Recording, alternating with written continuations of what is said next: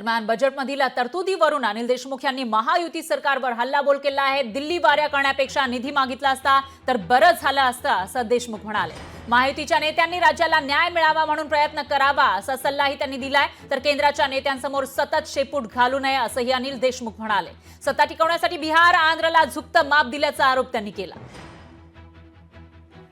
अजित दादांनी जायला पाहिजे, एकनाथ शिंदेंनी जायला पाहिजे, देवेंद्र फडणवीसनी जायला पाहिजे। या सर्वांनी जाऊन तिथे हे मंत्रिमंडळ वाढ करतो, हे करतो, ह्या गोष्टी करण्यापेक्षा या अर्थसंकल्पामध्ये महाराष्ट्रासाठी जर प्रयत्न केला असता आणि आग्रह धरला असता तर मोठ्या प्रमाणात महाराष्ट्राला केंद्र शासनाने बजेटमध्ये न्याय दिला असता।